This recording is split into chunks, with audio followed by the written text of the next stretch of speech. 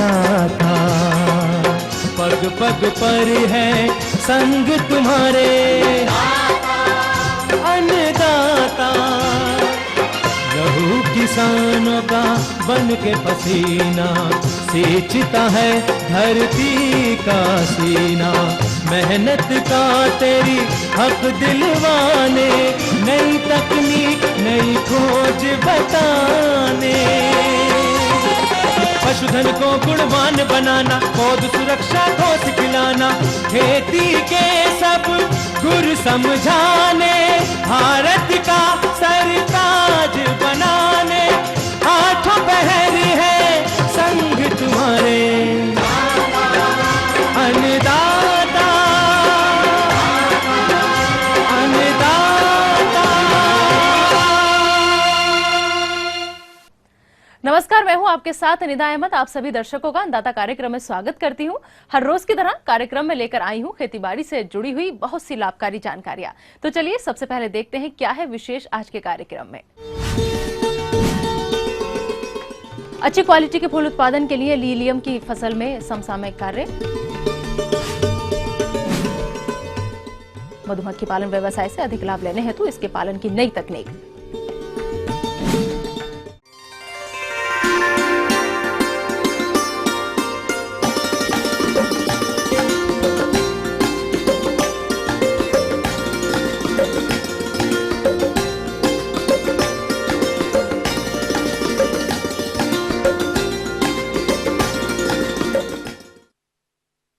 Lilium फूल की बढ़ती बाजार मांग के कारण प्रदेश के बहुत से किसान भाइयों का रुझान इसकी खेती की ओर जा रहा है। तो जो किसान लीलियम की खेती कर रहे हैं और इससे अच्छे फूल उत्पादन के लिए कौन कौन से जरूरी कार्यों को वो करें, इस पर अपने सुझाव दे रहे हैं राजेंद्र कृषि विश्वविद्यालय पूसा समस्तीपुर के कृषि वैज्ञानिक डॉक्टर अनिल कुमार। किसान भाइयों, लीलियम की खेती ठंडे क्षेत्रों में खुले वातावरण में सफलतापूर्वक की जा सकती है, लेकिन अच्छी आय हेतु इसकी खेती पॉली हाउस में करना उचित रहता है। देखिए, जहाँ तक लीलियम पुष्प की बात है, बहुत खूबसूरत पुष्प है और इसकी लाइफ साइकिल 2 महीने की होती है, यानी लगाने से 2 महीने के बाद ये फ्लावर कर जाता है। व्यावसायिक दृष्टि से लीलियम फूल की खेती पॉली हाउस में करना अधिक लाभप्रद होता है। ये कई रंगों के आकर्षक फूल होते हैं जिनकी बाजार मांग अधिक रहती है। साथ ही इसकी खेती अच्छी आमदनी का जरिया भी बन सकती है। तो इसका कंद लगाया जाता है, जो अक्टूबर नवंबर में जो किसान भाई लगाए होंगे या कुछ किसान भाई लेट लगाए होंगे, दिसंबर में लगाए होंगे, तो अब फूलने फलने की स्थिति में होगा। तो इस समय 2 चीज़ों पर ध्यान देना होगा। एक तो लीलियम के लिए पानी यानी सिंचाई की समुचित व्यवस्था होनी चाहिए, यानी उसके जो बेड हैं वो गीला होना चाहिए बराबर, क्योंकि उसके कंद नीचे रहते हैं तो गीला होना चाहिए। यदि आपने पॉली हाउस में इसकी फसल लगा रखी है तो इसके लिए उचित तापक्रम बनाए रखना एक महत्वपूर्ण कार्य है और इसके लिए पॉली हाउस में फोगर व सिंचाई पर विशेष ध्यान देना चाहिए। लीलियम के पौधों की अच्छी बढ़वार हो, इसके लिए मिट्टी के प्रकार अनुसार एवं भूमि में नमी की मात्रा को देखते हुए हल्की सिंचाई करना जरूरी होता है, क्योंकि कंदों और फूलों की अच्छी बढ़वार में सिंचाई का विशेष महत्व रहता है। यदि सिंचाई अधिक मात्रा में कर दी जाए तो इसके कंद सड़ने लगते हैं और पौध मुरझाने लगता है, इसलिए इसमें हल्की सिंचाई करनी चाहिए। वैसे कोई और विशेष कुछ करने की इस समय जरूरत नहीं है, क्योंकि ये खुद ठंडा मौसम का पौधा है। इसको टेम्परेचर 10 या 10 के नीचे का टेम्परेचर सबसे बेहतरीन टेम्परेचर होता है। लीलियम के पौधों से अच्छी क्वालिटी के अधिक फूल प्राप्त करने के लिए समय समय पर उचित मात्रा में पोषक तत्वों का प्रयोग करना चाहिए, जिनकी पूर्ति के लिए 19-19-19 उर्वरक की 2 किलोग्राम मात्रा पानी में घोलकर ड्रिप की सहायता से सप्ताह में 3 बार 1 दिन के अंतराल पर देना चाहिए। साथ ही सप्ताह में 3 बार 0-13-45 सूक्ष्म पोषक तत्व की 2 किलोग्राम मात्रा एकांतर क्रम में देना चाहिए। किसान भाइयों, जिस तरह से पॉली हाउस के अंदर पौधों की बढ़वार के लिए उपयुक्त दशा होती है, उसी प्रकार पौधों को हानि पहुंचाने वाले कीट व रोगों के लिए अनुकूल वातावरण होता है और इस प्रकार की वातावरण में पौधों को कई रस चूसक हानि पहुंचाते हैं, जो कि पौधों का रस चूसकर इनकी बढ़वार पर विपरीत असर डालते हैं। इस समय का जो मौसम चल रहा है उसमें थ्रिप्स और माहो का थोड़ा अटैक होता है, जिसके लिए हम उसको ध्यान में रखना पड़ेगा कि अगर थ्रिप्स और माहो का अटैक होता है तो उसके लिए इमिडाक्लोरोपिड एक ml पर लीटर पानी के हिसाब से घोल बना के छिड़काव करें। वैसे कोई और विशेष कुछ करने की इस समय ज़रूरत नहीं है, क्योंकि ये खुद ठंडा मौसम का पौधा है। इसको टेम्परेचर 10 या 10 के नीचे का टेम्परेचर सबसे बेहतरीन टेम्परेचर होता है। तो इसलिए इस समय और यूनिफॉर्म ब्लूमिंग होती है। ऊपर 5 से लेके 8 तक पुष्प गुच्छ होते हैं और उसमें से 1 बाय 1 करके ये खिलते रहते हैं और मार्केट में इसकी काफ़ी अच्छी वैल्यू है। किसान भाइयों, अच्छी आय के लिए लीलियम फूल की तुड़ाई पर विशेष ध्यान देना चाहिए और इसकी तुड़ाई बाजार की स्थिति को देखते हुए करना चाहिए। हमारे कहने का तात्पर्य है, यदि बाजार नजदीक हो तो खिले हुए फूलों की तुड़ाई करें। यदि फूलों को दूर बाजार भेजना हो तो फूलों की कली अवस्था में तुड़ाई करना चाहिए। तो इसलिए इस समय और यूनिफॉर्म ब्लूमिंग होती है। ऊपर 5 से लेके 8 तक पुष्प गुच्छ होते हैं और उसमें से 1 बाय 1 करके ये खिलते रहते हैं और मार्केट में इसकी काफ़ी अच्छी वैल्यू है। तो ज़मीन से 3 से 4 इंच ऊपर से काट के और पैकिंग करके मार्केट में भेजें। और ध्यान रखें कि कटिंग करते समय थोड़ा सा बाल्टी में पानी ले लें और उसमें कटिंग करके पौधे को डालते जाएं, फिर उसके परफोरेटेड बॉक्स में पैक करके बाहर भेजें। और खिलने से पहले जब फूल एक बल्ब इसका या एक कैप्सूल बोलते हैं, एक पुष्पगुच्छ में जितने पुष्पगुच्छ है उसमें एक कैप्सूल ब्रस्ट करता है, वही स्टेज होती है कटिंग की। तो इसको काट के निकाल दें और बल्ब जो कंद होता है वो ज़मीन के अंदर ही रहेगा। फिर ये राइटोनिंग होगी, इसमें से दूसरी फसल निकलेगी। जब मौसम 10 से 15 डिग्री सेल्सियस के आसपास यानी अक्टूबर में फिर मौसम आएगा, उसी हिसाब से फिर ये बल्ब स्वतः जम जाएगा। या फिर फरवरी मार्च में इसको बल्ब को खोद लें, खोद के छायादार स्थान में सुखा लें जहां हवा लगती हो और फिर उसको रख लें और फिर मौसम अनुकूल होने पर लगावें। तो ये थी कुछ उपयोगी जानकारियां। अब लेते हैं एक छोटा सा ब्रेक, जल्द लौटेंगे और कार्यक्रम में आगे महत्वपूर्ण जानकारियां हैं, बने रहिए हमारे साथ। मधुमक्खी पालन व्यवसाय से अधिक लाभ लेने हेतु इसके पालन की नई तकनीक।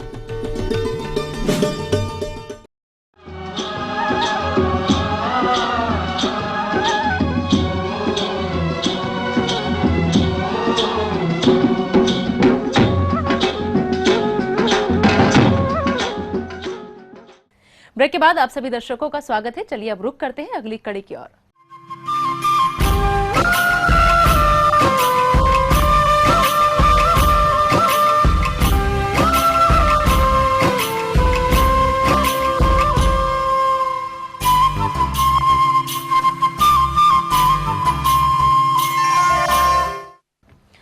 मधुमक्खी पालन को अपनाकर प्रदेश के बहुत से किसान काफी मुनाफा कमाते हैं। तो उन मधुमक्खी पालकों के लिए मधुमक्खी पालन में नई इजरायली तकनीकी की जानकारी लेकर आए हैं, जिसे अपनाकर अधिक लाभ लिया जा सकता है। तो इस इजरायली तकनीक से किसानों को क्या क्या लाभ है तथा किसान इस तकनीक को कैसे अपना सकते हैं, आइए जानते हैं हरियाणा के परामर्शकर्ता डॉक्टर CJ जुनेजा से। ये हमारा जो मधुमक्खी पालन का जो इकाई आप देख रहे हैं, ये इंडो इजराइल प्रोजेक्ट है, जिसके अंतर्गत हमने ये यूनिट स्थापित किए यहाँ पर।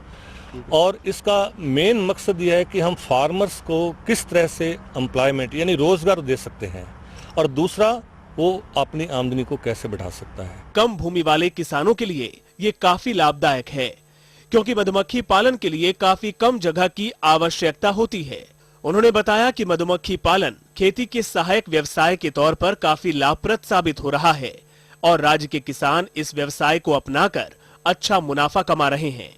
उन्होंने बताया कि पहले शहद की अधिक मार्केटिंग न होने से किसानों को निराशा का सामना करना पड़ता था, लेकिन अब देसी और विदेशी कंपनियों की मार्केट बढ़ने से मधुमक्खी पालन के किसानों के लिए ये शहद बेचना सरल हो गया है। क्योंकि इसमें आप देख रहे हैं जैसे कि ज्यादातर हमारे किसान भाई जो हैं वो सिंगल बक्से, मतलब नीचे का एक का बक्सा यूज करते हैं मधुमक्खी पालन के लिए, जिसको हम कहते हैं ब्रूड चैम्बर या बच्चा कक्ष। उसी में से वो शहद निकाल लेते हैं, जिसमें बड़ी दिक्कत आती है, कई बार शहद शुद्ध नहीं निकल पाता। तो हम फार्मर्स को ये ट्रेनिंग के माध्यम से उनको ये प्रोपेगेट करना चाहेंगे इस ट्रेनिंग के, कि उनको डबल बक्सा यूज करना है, यानी नीचे बच्चा कक्ष है और उसके ऊपर जब 10 फ्रेम के ऊपर मक्खियां पहुंच जाएं, उसके ऊपर जो है सुपर कक्ष, जिसको हम कहते हैं शहद का कक्ष लगा दें, ताकि नीचे के बक्से में रानी मक्खी है, नर मक्खियां हैं, मजदूर मक्खियां हैं, कच्चा शहद है, पका हुआ शहद है, अंडे हैं, लार्वा है, प्यूपा है, लेकिन जितनी रिक्वायरमेंट है मधुमक्खियों को शहद की, वो नीचे के बक्से में जमा होती रहती है। अगर हम ऊपर के बक्से से शहद निकालेंगे तो आपको 100% शुद्ध शहद मिलेगा। उसमें कोई अंडा नहीं है, लार्वा नहीं है, प्यूपा नहीं है। अगर किसी कारणवश आप समझते हैं कि कोई रानी मक्खी ऊपर जा रही है, अंडा दे देती है, हम इसके बीच में, दोनों बक्सों के बीच में रानी अवरोधक जाली भी लगा देते हैं ताकि रानी ऊपर नहीं जा पाती। तो एक तो हमारा मकसद ये है कि अच्छी किस्म का 100% प्योर शुद्ध शहद फार्मर्स निकालें। दूसरा, हमारे इसके साथ एक और भी एक ऑब्जेक्टिव लगा रखा है कि आमदनी फार्मर्स कैसे बढ़ा सकते हैं। तो शहद के साथ साथ हमारे किसान भाइयों को हम ये ट्रेनिंग के माध्यम से, प्रशिक्षण के माध्यम से उनको ये बताएंगे कि शहद के अलावा वो पराग भी इकट्ठा कर सकते हैं। इसके अलावा गोंद, प्रोपोलिस जिसको हम कहते हैं, यानी बक्सों के ऊपर मधुमक्खियां जो हैं गोंद इकट्ठा करना शुरू कर देती हैं। वो बोरी के नीचे लगा रहता है, उसका कोई किसान फायदा नहीं लेता। लेकिन वही अगर गोंद जो है आप उसको वैज्ञानिक विधि से अगर आप निकालते हैं, इकट्ठा करते हैं, तो आपको अच्छी आमदनी मिल जाती है। इसके अलावा मधुमक्खी पालन शहद उत्पादन के अलावा भी कई फायदे पहुंचाता है। किसानों की खेती की फसल में मधुमक्खी पालन से पैदावार में भी बढ़ोतरी होती है। उन्होंने बताया कि फूलों की पैदावार में इनसे 30 से 40% और तिलहन दलहन की पैदावार में लगभग 10 से 20% की बढ़ोतरी हो जाती है। बेहतर परागण के कारण फसलें भी एक ही समय पर पकती हैं। जंगलों से मधु एकत्र करने की परंपरा लंबे समय से लुप्त हो रही है। बाजार में शहद और इसके उत्पादों की बढ़ती मांग के कारण मधुमक्खी पालन अब एक लाभदायक और आकर्षक उद्यम के रूप में स्थापित हो चला है। तीसरा, हमारा ये भी एक उद्देश्य है कि अगर आप 1 क्विंटल शहद निकालते हैं तो आप 2 से 4 किलोग्राम तक मोम ले सकते हैं।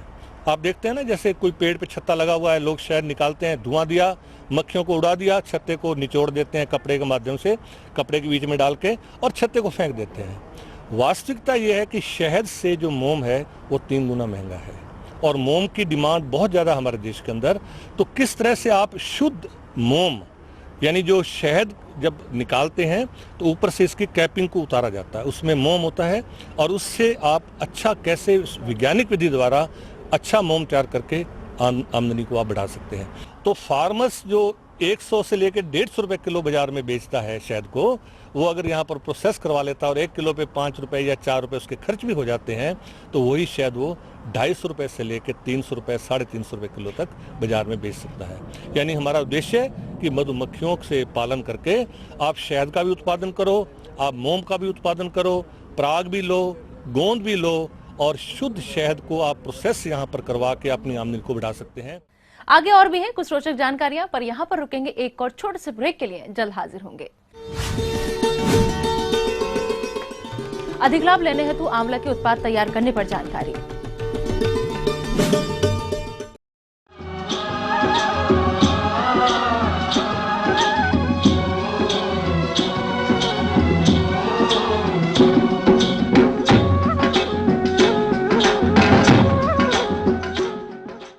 ब्रेक के बाद एक बार फिर से आप सभी दर्शकों का अन्नदाता कार्यक्रम में स्वागत है। बढ़ते हैं अगली प्रस्तुति की ओर।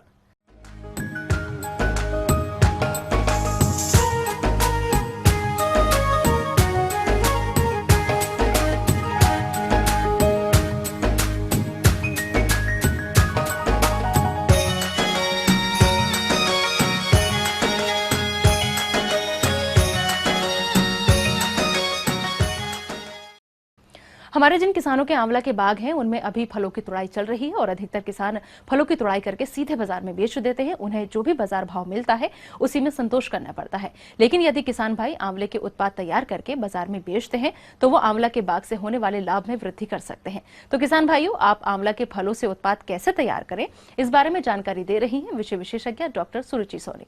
आजकल बाजार में आंवला बहुतायत से मिल रहे हैं, पर हम उससे के विभिन्न उत्पाद तैयार कर सकते हैं। जैसे हम आंवले की सुपारी है, आंवले का मुरब्बा, आंवले की जैम, आंवले का शरबत, आंवले का जूस और आंवले के लड्डू हम तैयार कर सकते हैं। तो हम आपको बताते हैं एक एक करके कि हम किस तरह से इनको हम बना सकते हैं। किसान भाई यदि आंवला के फलों से उत्पाद तैयार करके बेचते हैं तो वो मिलने वाले लाभ में बढ़ोतरी कर सकते हैं। इसी के अंतर्गत आज हम सबसे पहले बताने जा रहे हैं आंवले की सुपारी और आंवले के लड्डू बनाने की विधि के बारे में। तो इनको बनाने के लिए कौन सी सामग्री की जरूरत है तथा इनको कैसे बनाना है। आंवले की सुपारी के लिए हमें आंवला, स्वस्थ आंवला लेना होगा। उसमें आंवलों को उबालकर उनकी गुठलियां और कलियां अलग करके कलियों में हम काला नमक, जीरा, अजवाइन और सादा नमक और सेंधा नमक मिलाकर इनको धूप में सुखाने के लिए रख सकते हैं। तो ये सूखने के बाद आंवले की सुपारी तैयार हो जाएगी। इसी तरह से आंवले के लड्डू भी तैयार कर सकते हैं। आंवले के लड्डू के लिए हमें कच्चे आंवले को कद्दूकस करना है। पानी उबालने के बाद उसमें आंवला डाल के तुरंत निकालना है। निकालने के बाद उसका पानी सुखाना है। सुखाने के बाद उसमें चीनी मिलाना है। चीनी मिलाने के बाद हम उसको ये देखेंगे कि हमारे लड्डू बनाने के लिए मिश्रण तैयार हो गया है। तब उसमें हम इलायची और ड्राई फ्रूट्स मिलाकर उस लड्डू तैयार कर लेंगे। लड्डू तैयार होने के बाद उसमें नारियल का जो बूरा है उसमें लपेट देंगे तो हमारे लड्डू तैयार हो जाएंगे। इसके अलावा आंवला के फलों से मुरब्बा और जैम भी तैयार कर सकते हैं, जिसे बाजार में बेचकर किसान भाई अच्छी आय कमा सकते हैं। तो आंवले के फलों से मुरब्बा और जैम बनाते वक्त कौन कौन सी सामग्री की आवश्यकता होती है तथा इनको किस तरह बनाया जाता है, आइए जानते हैं। आंवले के मुरब्बे बनाने के लिए हमें 1 किलो आंवला, शक्कर 1.5 किलो, उसमें साइट्रिक अम्ल 5 ग्राम, फिटकरी 20 ग्राम की आवश्यकता होगी। इसी तरह बहनों हमें क्या करना होगा, आंवलों को गोदना होगा। गोद कर उसको 3 दिन फिटकरी के पानी में डालना है। फिटकरी में 3 दिन डालने के बाद उसको अच्छे से साफ करना है। चौथे दिन हमें आंवले को उबालना है। उबालने के बाद उसमें शक्कर डालनी है। 1.5 किलो शक्कर की आधी शक्कर डालनी है। उसके बाद फिर हम चौथे दिन हम देखेंगे कि आंवला हमें बाहर निकालेंगे, चाशनी को गाढ़ा करेंगे। चाशनी को गाढ़ा करने के बाद हम उसको आंवले को उसमें डाल देंगे चाशनी में। फिर हम 5वें दिन देखेंगे कि हमारा आंवले की जो चाशनी है वो पतली हो गई है। फिर हम आंवले के फल को बाहर निकालकर चाशनी को गाढ़ा करेंगे। इस तरह से हमें 2-3 दिन तक आंवले की चाशनी को गाढ़ा करना है। गाढ़ा करना इसलिए ज़रूरी है कि अगर हमारा चाशनी पतली रह जाएगी तो उसमें फंगस आ जाती है और उसमें गंध आती है। इस तरह से हमें आंवले को चाशनी को बार बार गाढ़ा करना होता है। जब वो पतला होना बंद हो जाता है तो हमारा आंवले का मुरब्बा तैयार हो जाता है। आंवले का हम जैम भी तैयार कर सकते हैं। आंवले के जैम के लिए हमें क्या क्या सामग्री लगनी है आप नोट कर लीजिए। आंवले के जैम के लिए हमें 1 किलो आंवले में हमें 1.5 किलो शक्कर की ज़रूरत पड़ती है। तो आंवले को उबालने के बाद उसकी कलियां निकाल लेते हैं और उसको फिर पीस लेते हैं। आंवले को पीसने के बाद उसमें 1.5 किलो शक्कर डालकर हमें भगोने में पकाना होता है। हमें इतना पकाना होता है कि वो जैम की तरह गाढ़ा हो जाए। हमें जैम तैयार हो गया ये पता करने के लिए 3 प्रकार के टेस्ट लगाने होते हैं। सर प्लेट में हम डालकर देखते हैं अपने मिश्रण को कि वो उसके आसपास पानी ना बह रहा हो। अगर पानी बह रहा होता है तो हमें आंवला और पकाना होता है। और हम चम्मच से डाल के देखते हैं। जब हम चम्मच से देखते हैं कि वो वी शेप में अगर गिर रहा है तो हमारा आंवला का जैम तैयार है। इसी तरह हमें एक टेस्ट और जैसे 1 गिलास पानी में जैम की बूंद डालकर देखते हैं। अगर जैम वही नीचे जम गया तो हमारा जैम तैयार है। अगर वो घुल गया उसमें तो फिर हमें दोबारा से वो जैम और पकाना होता है। इस तरह से हमें गरम ही जैम कांच की बोतल में भरना होता है। इस तरह हमारा जैम तैयार हो गया।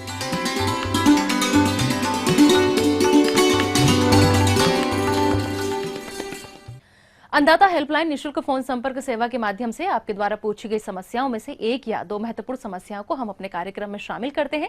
इसी के तहत आज की चयनित समस्या और उसका जवाब इस प्रकार है।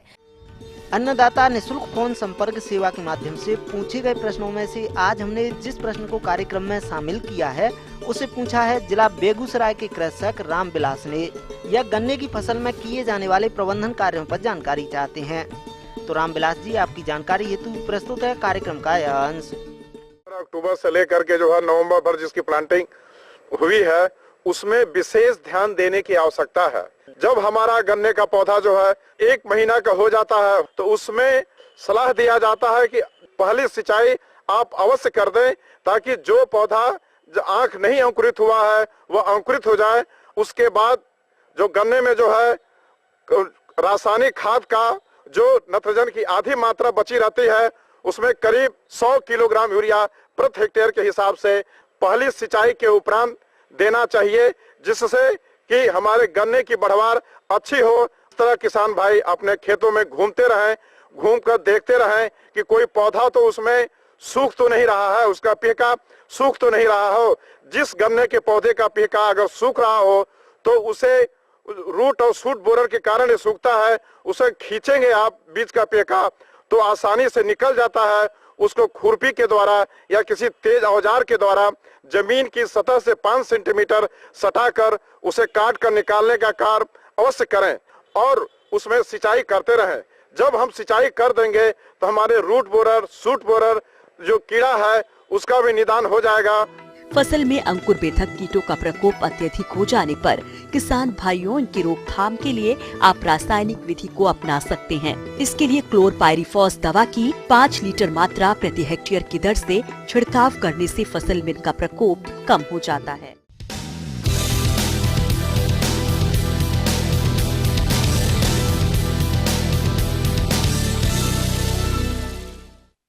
राज्य की विभिन्न मंडियों में कृषि उत्पादों के चढ़ते उतरते बाजार भाव की संक्षिप्त जानकारी इस प्रकार है।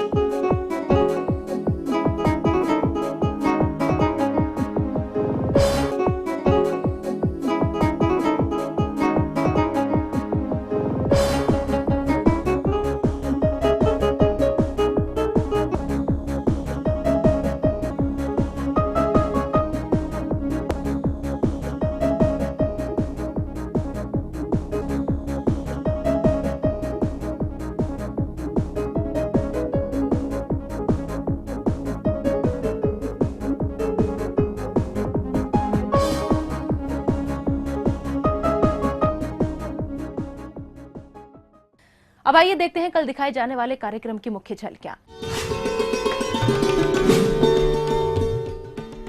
ठंड के मौसम में दुधारू पशुओं की देखरेख और प्रबंधन, सूक्ष्म सिंचाई संयंत्र के रखरखाव पर एवं प्रबंधन पर जानकारी।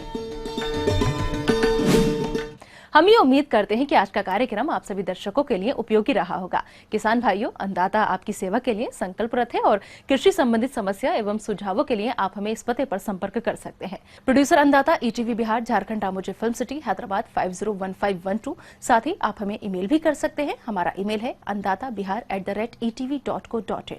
इसके अतिरिक्त आप हमें निःशुल्क हेल्पलाइन नंबर 180010084599 पर सोमवार से शनिवार सुबह 10 से शाम 4 बजे के बीच संपर्क कर सकते हैं। फिलहाल अन्नदाता की पूरी टीम को दीजिए इजाजत। कल आपसे फिर मुलाकात होगी इसी समय पर कृषि संबंधित कुछ और महत्वपूर्ण जानकारियों के साथ। तब तक के लिए आप दीजिए इजाजत। नमस्कार।